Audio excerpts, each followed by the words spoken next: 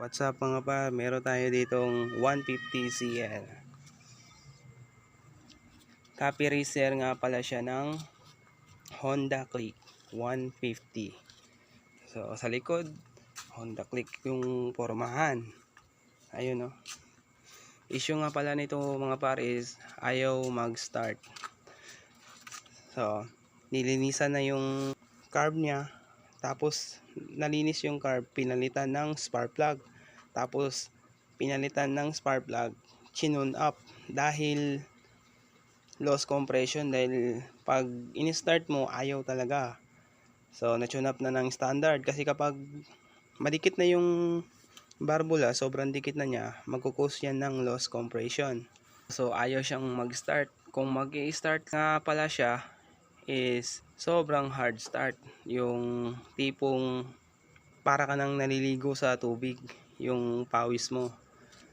So ginawa na lahat, nininisan na yung carburetor niya, yung spark plug pinalitan, tas nag-tune up, wala pa rin nangyari, ayaw pa rin mag-start. So una-una mong gagawin yan mga par, para masolve mo yung problema, kasi first step lang naman to para hindi mo makalimutan.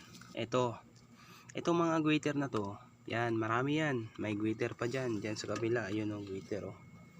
Yan, may guiter pa dyan. Sa kabila, fuel pump. Yung daluyan ng gasolina dahil hindi naman to FI. So, carburetor lang naman to. Yung una mong gagawin, i-check mo yung mga daluyan kung may singaw ba. Kasi kapag singaw, walang mangyayari. So pinutol ko na to. Yan o, pinutol ko na yan. Yan, pinutol ko kasi may singaw.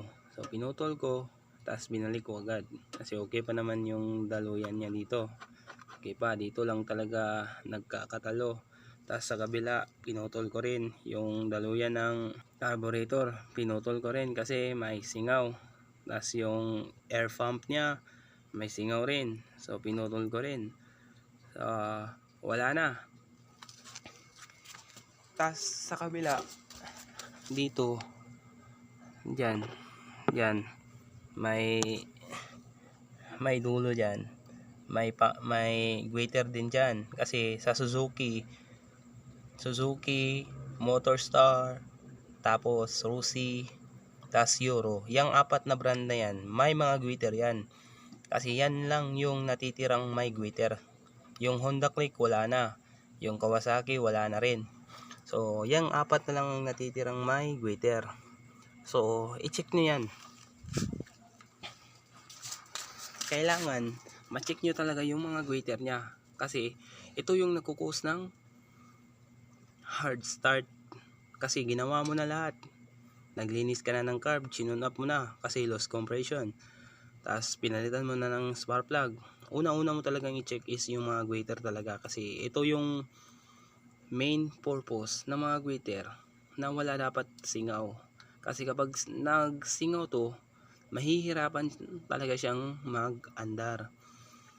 Para masolve mo yung problema mo, kasi siyempre palitan na ng bago ng guiter, palitan mo ng hose. Hindi naman to tipong kamahal, sobrang burat lang talaga ito. So palitan mo na lang kasi marami yan, dyan sa kabila, doon, dyan sa makina may guiter din dyan. So kailangan i-check nyo para one click. Hindi mo na kailangan ng accelerator. Kahit anong tuno ng carburetor mo, kapag singaw ito, hindi siya tatama sa tamang minor. Kailangan mo pa ng dagdagan ng gasolina para hindi mapundar. So kailangan mo talagang i-check to. Yun lang mga par, check mo lang para one click. Tulad nito, start ko na kasi bukas kukunin. Kasi ngayon lang ako natapos yan o. Yan, bukas na yung isa. Saka yung isa naman, bukas na rin yan. Ngayon lang talaga ako nakapahinga.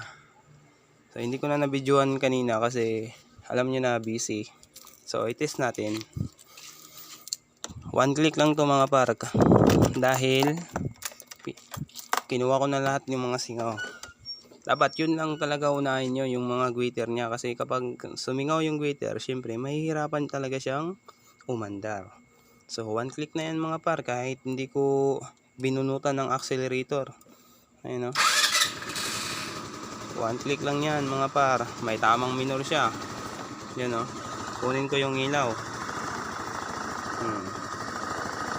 Yan. Tamang minor na yan.